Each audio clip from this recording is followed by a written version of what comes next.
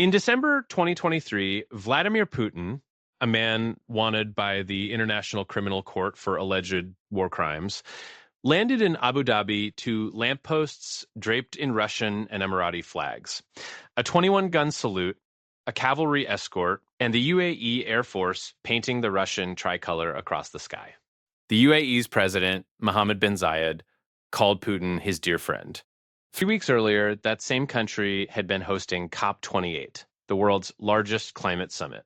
And in that same window, leaked documents revealed that the COP president, who also happened to be the CEO of state oil company ADNOC, was quietly pursuing nearly $100 billion in fossil fuel deals. When confronted, he said there was no science behind calls for a fossil fuel phase-out, and that doing so would take the world back into caves. This is the United Arab Emirates, and I genuinely believe it is the most interesting country in the world right now. Not because it's the richest or the flashiest or the most controversial, though it's all of those things. It's because the UAE has figured out something almost no other country has, how to have no enemies by being useful to absolutely everyone simultaneously, all the time, even when those people are at war with each other. And the story of how they pulled that off and what it costs is way stranger than you think. Most people hear UAE and think Dubai, which, fair. But Dubai is just one of 7 emirates in a federation formed in 1971 from 7 tribal principalities with a combined population of about 340,000. Today, the population is around 9.7 million. But here's the number that should stop you cold. Only 11% are actually Emirati citizens. The rest, roughly 8.7 million, are migrant workers and expatriates. They built every skyscraper, staff every hotel, drive every cab. They can never vote. They can never truly own land. If they lose their job, they leave. The country with the most futuristic skyline on Earth is run by a population the size of a mid-sized American city, served by a workforce with almost no rights within it. Now picture the neighborhood. Iran is right across the water. Saudi Arabia is right next door. The UAE has no mountains, no strategic depth, no massive military. It's a small, flat, absurdly wealthy place surrounded by much larger powers. The only way to survive was to become so useful, so embedded in everyone's interests, that nobody could afford to mess with you. And that's exactly what they did. The UAE is the only country that maintains deep strategic relationships with the United States, China, Russia, Israel, and Iran, all at the same time. The US designated the UAE a major defense partner, a status previously reserved only for India. American military personnel are stationed on Emirati soil. Since 1950, the U.S. has sold the UAE over $33 billion in weapons. In May 2025, Trump visited and announced over $200 billion in commercial deals. But when Russia invaded Ukraine and the West demanded the world pick a side, the UAE abstained from the UN Security Council vote. It welcomed Russian capital fleeing sanctions. Dubai became a landing pad for oligarch money. Bilateral trade with Russia hit $9 billion. And when pressed, Emirati officials said something genuinely brilliant in its audacity. We are a more valuable friend when we maintain relationships with all. That's not a dodge. That's a doctrine. They signed the Abraham Accords with Israel in 2020. Then kept expanding ties with Iran. They brokered the exchange of almost 5,000 Russian and Ukrainian prisoners of war. They hosted the climate summit while cutting $100 billion oil deals. They're playing a game that would make most diplomats' heads spin, with extraordinary precision. But here's where the story pivots. The UAE is running out of oil, not tomorrow, not next year, but the clock is ticking. Rather than ride the decline, they decided to make probably the most audacious national bet of the 21st century. They want to become the AI capital of the world. The vehicle is a company called G42, chaired by Sheikh Tahnoon bin Zayed, UAE's national security advisor, the president's brother, a man overseeing assets exceeding $1.5 trillion. Nicknamed the Spy Sheikh, his fascination with AI reportedly started with a refrigerator-sized chess supercomputer called Hydra that he funded in the mid-2000s, briefly considered the greatest chess player in the world. Only he could use it. That obsession scaled. Microsoft invested 1.5 billion directly into G42 in 2024. Total Microsoft investment in the UAE through 2029, 15.2 billion. The White House approved the first ever export of NVIDIA's most advanced GPUs, the GB300s, to a foreign country. That country was the UAE. Abu Dhabi announced plans to become the world's first fully AI native government by 2027. The UAE already leads the world in per capita use of generative AI at nearly 60%. This is not a vanity project. This is a country trying to replace oil with intelligence, literally. But, and there's always a but. G42's CEO is Peng Xiao, a Chinese-born businessman educated in the US who renounced his American citizenship after becoming Emirati. The CIA produced a classified profile of him. He previously held leadership positions at Pegasus, a subsidiary of Dark Matter, the UAE's notorious cyber surveillance firm. G42 had extensive ties to Chinese companies, including Huawei and BGI Genomics, both US sanctioned. In 2024, under American pressure, G42 announced it had divested entirely from Chinese firms. Sounds clean, right? Except Bloomberg reported those Chinese investments weren't sold. They were transferred to a new Abu Dhabi vehicle called Lunate.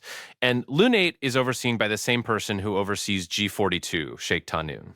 Lunate's holding in Alibaba has actually increased since the transfer. CSIS noted this raises serious questions as to whether G42 and the wider UAE is serious about divesting from Chinese companies in AI. China raised no public objection, which is strange because China retaliates aggressively when other countries decouple from its tech. The silence suggests some kind of quiet understanding.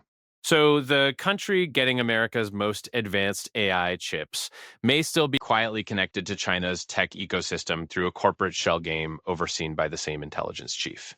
That's not a scandal, that's a strategy. Now let's talk about what that intelligence infrastructure looks like on the ground. Dubai's Oyun program, Arabic for eyes, integrates over 300,000 facial recognition cameras linked to a single command room. Abu Dhabi's Falcon Eye system tracks movement citywide, monitoring everything from traffic violations to human assemblies in non-dedicated areas. Falcon Eye was built by a company owned by Mati Kochavi, a former Israeli intelligence agent, years before the Abraham Accords, a $600 million contract awarded in 2011 to wire an Arab capital with Israeli surveillance tech. Quietly. And it goes deeper. In 2008, Richard Clarke, the former White House counterterrorism czar, helped build a secret UAE surveillance unit called DREAD, created as an arm of the royal court, blessed by the NSA. By 2012, it had evolved into Project Raven, recruiting dozens of former NSA operatives with tax-free salaries. But targets expanded far beyond terrorists. To Saudi women's rights activists, UN diplomats, FIFA personnel. In some cases, surveillance preceded torture. By 2015, the program was absorbed into Dark Matter. Under Dark Matter, they started surveilling fellow Americans. The same infrastructure reportedly evolved into G42. The country's AI future is built on the bones of its surveillance past. The UAE also deployed NSO Group's Pegasus spyware to hack the phone of Princess Haya, the ex-wife of Dubai's ruler, 11 times during a London custody battle. The British High Court called it abuse of power by a head of government. And then there's Ahmed Mansour, a human rights defender, a poet, winner of the 2015 Martin Ennals Award. In 2016, he received texts laced with Pegasus spyware. Researchers at Citizen Lab found a chain of 3 zero-day iPhone exploits so sophisticated they were worth 6 figures on the open market. Apple rushed an emergency update to millions of users because of what was found on this one man's phone. His reward? Arrested in 2017.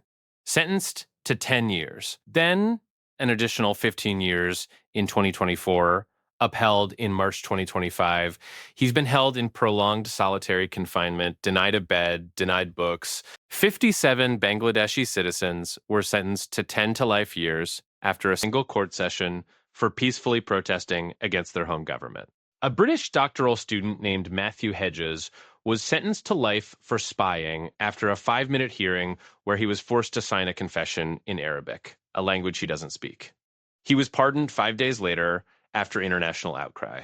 But UAE officials still insisted he was 100% a Secret Service operative. The pattern is clear: spectacular punishment, followed sometimes by merciful pardon, both designed to send a message. And underneath all of this, there's the kafala system. 89% of the UAE's population lives under a sponsorship system tying workers to employers. Passports confiscated, wages stolen. Workdays of up to 21 hours documented. If you try to leave an abusive employer, you can be charged with absconding and face arrest, detention, deportation. Trade unions are banned. On any given day in 2021, 132,000 people were living in conditions classified as modern slavery in the UAE. U.S. Congress members have called the kafala system a contemporary form of slavery. The country that markets itself as the future was built on a labor system from the deep past. And then, in March 2026, reality came knocking. Iranian drones and missiles struck 2 AWS data centers in the UAE and 1 in Bahrain, the first confirmed military attack on a hyperscale cloud provider in history. Banking apps went down, ride-sharing platforms crashed. Iran's Revolutionary Guard said they targeted the facilities because AWS hosts U.S. military workloads there. The UAE, which hosts American bases, signed peace with Israel, and simultaneously serves as a financial corridor for Iranian capital, found itself caught in the exact crossfire its strategy was designed to avoid. Dubai's free zones have for years masked the origin of Iranian oil through shell companies.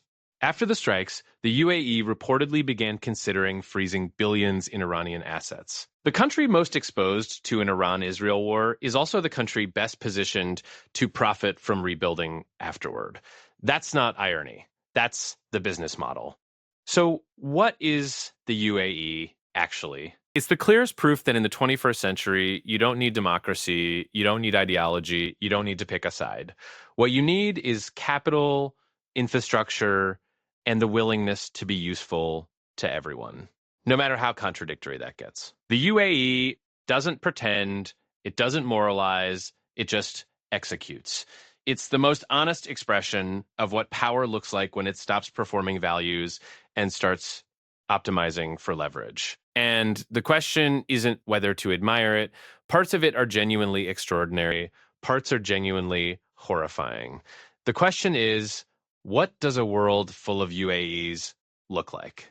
Where every country decides principles are optional and positioning is everything.